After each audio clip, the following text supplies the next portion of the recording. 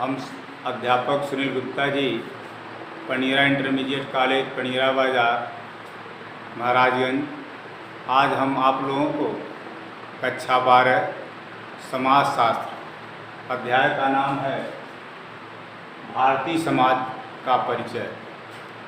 तो आज हमारा जो भारतीय समाज है, इसमें विभिन्न वर्ग और विभिन्न समुदाय के लोग भी एक साथ हैं, जिसमें भारतीय समाज की जो सांस्कृतिक है, जो पहले हमारे देश को आज़ाद के पहले भी जो मुग़ल शासन आए, अंग्रेज़ी शासन भी हुकूमत आई, जो कि ब्रिटिश सरकार ने इस देश को गुलामी के जंजीर में बांधे हुए, पाश्चात्य संस्कृति भी आई, लेकिन फिर भी हमारा भारतीय समाज कभी भी अपने जो एक सांस्कृतिक, जो एक एकता, जो एक मर्यादा, जो एक भारतीय प्राचीन ऋषि मुनियों ने जो एक समाज में व्यक्तित्व को और एक मानव और एकत्व को स्थापित किया था, उसको ये भारतीय समाज कभी भी उससे विभिन्न नहीं हुआ। हाँ, ये असर रहा कि उस समाज में समस्याएं पैदा हुए। कुछ लोगों ने पाश्चात्य संस्कृति का अनुसरण किया, लेकिन उसमें भी तमाम समस्याएं पैदा होने के बाद भी परिस्थितियां बदलती गई। देश में कुछ छोटे वर्ग के लोग, जैसे जनजाति समुदाय के लोग या उच्च वर्ग के लोग या बड़े जो समाज में एक अच्छे वर्ग के लोग थे, उनका कहीं न कहीं प्रभाव समाज में रहा। लेकिन जो ये भारतीय समाज का जो ये अपने आप में जो एक परिचय है, वह आज भी हमारे समाज में और हमारे देश में वह देखने को मिलता है। वर्तमान समय में भी देख लिया जाए तो जो भी सांस्कृतिक एक भारतीय परंपरा प्राचीन ऋषि मुनियों ने जो बनाकर चले गए, तो आधुनिकता संस्कृति को आने के बाद भी एक मर्यादा, एक परंपरा आपको दिखाई देती है। जैसे यहाँ दिखाया जा रहा है ना कि सामाजिक सांस्कृतिक एकता और विविधता। तो इस जो एक विविधता थी, विभिन्न वर्ग, विभिन्न समुदाय, विभिन्न धर्म के लोग हमारे देश में अपने धर्म का प्रचार किए। जैसे ईसाई धर्म के लोगों ने भी प्रचार किया और हिंदुत्व वर्ग के लोगों ने भी प्रचार किया, इस्लाम धर्म का प्रचार हुआ, हर वर्ग का प्रचार हुआ। लेकिन जो ये धार्मिक परंपरा थी, ये भारतीय समाज जो है हर वर्ग के लोगों को एक कहीं न कहीं उनके धर्मों का सम्मान भी किया और एक सांस्कृतिक मर्यादा को बना करके समाज में उसको विविधता में एकता का रूप धारण किए हुए हर वर्ग के लोग, हर समाज के लोग एक साथ अपने जीवन को निर्वहन भी कर रहे हैं और आपसी संबंधों में मधुरता भी है। और आगे है उपनिवेशवाद। तो उपनिवेशवाद का अर्थ यही है कि जो ये समाज में जितनी भी समस्याएं हैं, जैसे कुछ कंपनियां हमारे देश में आए, जैसे ईस्ट इंडिया कंपनी ने अपना स्थापना किया, तो वह एक व्यापार के माध्यम से आया, लेकिन यहाँ आकर के अपने को एक जो है इतना वर्चस्व बनाने लगा, जिससे यहाँ के आने जाने माल को ले जाने में, कच्चे माल को यहाँ से सस्ते माल दाम पर ले जाकर अपने वहाँ उसको अधिक रेट पे बेचना, यहीं के लोगों को तरह तरह का प्रलोभन दे करके, यानी उनको एक लालच का दे करके अपने को वर्चस्व को अपने आगे बढ़ाने का काम किए। लेकिन जितनी भी समस्याएं थी समाज में, उन सभी समस्याओं से उसको कहीं न कहीं हर वर्ग के लोग उसमें सहयोग करते रहे। लेकिन जो भारतीय समाज में जैसे छोटे वर्ग के जनजाति समुदाय के लोग थे, उनके सामने समस्याएं तो आई, लेकिन उन सभी समस्याओं को देखते हुए जो एक भारतीय समाज की जो परंपरा थी, उस परंपरा को उन्होंने कभी भी इधर से खिसकने नहीं दिया। और नहीं, जब कहीं न कहीं समस्याएं पैदा होती गई, तो जब शिक्षा का धीरे धीरे विकास हुआ, तो तमाम कंपनियां भी आई और कंपनियों को आने से एक जो है भारतीय समाज में एक जो बेरोजगारी थी शिक्षा का जब स्तर बढ़ा तो उससे सांस्कृतिक का भी विकास होता गया। इसके साथ साथ उपनिवेशवाद के कुछ तत्व रहे। अब उपनिवेशवाद के तत्व में क्या था कि जो जागरूक लोग थे वह कुछ न कुछ अपनी पूंजी को लेकर के आगे उसी समाज में आगे बढ़ गए। कुछ छोटे वर्ग के लोग जो थे वह छोटे रूप में ही दब गए, और कुछ ऐसे भी वर्ग के लोग थे जो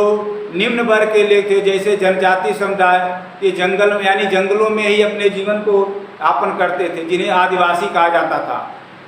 अब उसको आगे बढ़ाने के लिए सरकार ने तमाम एक्ट को भी धारण किया, जनजाति लोगों को एक वरीयता भी दिया, जिससे भारतीय समाज में आज देख लिया जाए तो उपनिवेशवाद के जो तत्व थे इससे उन्हें कहीं न कहीं एक रोजगार में, एक भारतीय समाज की संस्कृति में, एक क्षेत्रवाद में, एक भाषा में, एक रहन सहन में, और जो भी धार्मिक प्रक्रियाएं थी उनमें भी वो धीरे धीरे आगे बढ़ते गए। और भारत में उपनिवेशवाद की स्थापना के कारण, उसमें उपनिवेशवाद की स्थापना के क्या कारण थे इसके बारे में हम बता रहे हैं आप। तो उपनिवेशवाद के कारण में क्या था, कच्चे माल की प्राप्ति, यानी जो माल प्राप्त किया जाता था छोटे रूप में, कम पूंजी के रूप में प्राप्त करके उसको अच्छे रूप में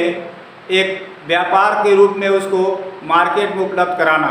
तो उपनिवेशवाद की स्थापना के कारण यही है कि कच्चे माल की प्राप्ति रही, और उसके बाद समृद्धि की लालसा रही, और प्रतिकूल जलवायु रहा। यानी हमारे भारतीय समाज में कहीं क्या है, जैसे जो जंगलों के किनारे हैं, पहाड़ी क्षेत्रों में हैं, तो वहाँ की जलवायु और वहाँ के वातावरण कुछ न कुछ भिन्न दशा में है।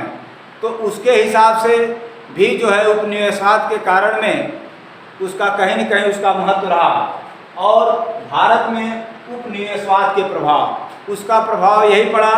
कि हर वर्ग के लोग, हर समाज के लोग कहीं न कहीं अपने रूप में वो विकास करते ही गए। आज भी देख लिया जाए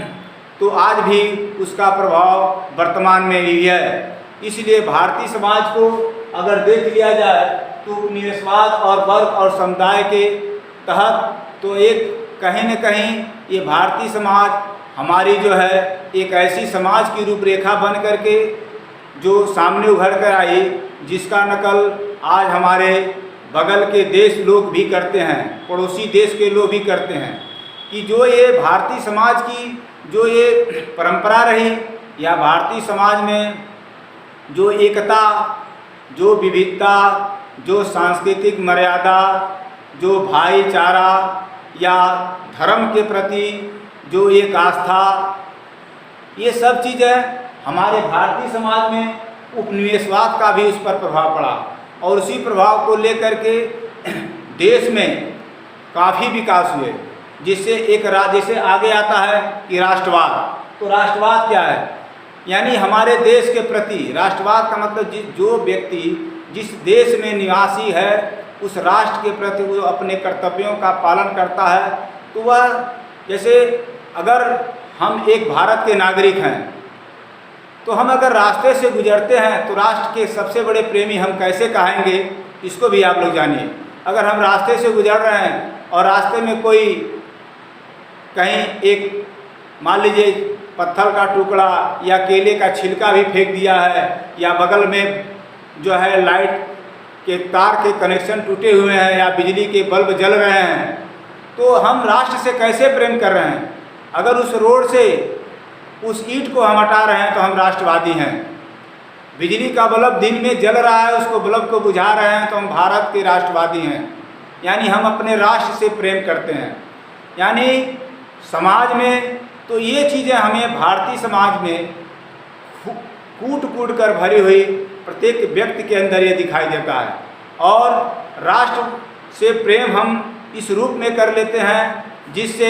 हर वर्ग के लोग सुरक्षित हो जाते हैं। अभी देखने को कभी कभी ऐसा भी मिल जाता है कि लोग राष्ट्र के प्रति तमाम नारा भी लगा लेते हैं, लेकिन कहीं कहीं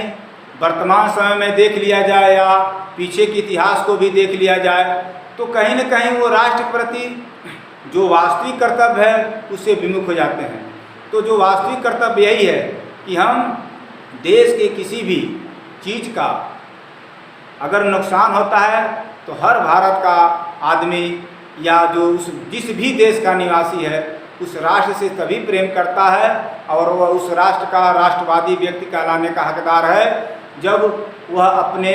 देश में किसी भी व्यक्ति का या किसी भी चीज़ का अगर क्षति हो रहा है तो उसको बचाने का प्रयास करें। तो इस तरह राष्ट्रवाद तो हम तभी कहलाने के हकदार हैं जब हम अपने कर्तव्यों का पालन करते हुए एक भारतीय समाज में एक सुंदर रूप धारण करेंगे। आज भी देख लें तो जो भी वर्ग है, या छोटा वर्ग को ले लीजिए या बड़े वर्ग को ले लीजिए या निम्न वर्ग को ले लीजिए या किसी भी धर्म संप्रदाय या समुदाय को ले लीजिए, हर वर्ग के धर्म संप्रदाय या जात के लोग एक साथ बैठ करके आपस में प्रेमवत शिक्षा को भी ग्रहण कर रहे हैं, बिजनेस व्यापार को भी अपने साथ कर रहे हैं। तो यह एक भारतीय समाज की एक सबसे बड़ी जो है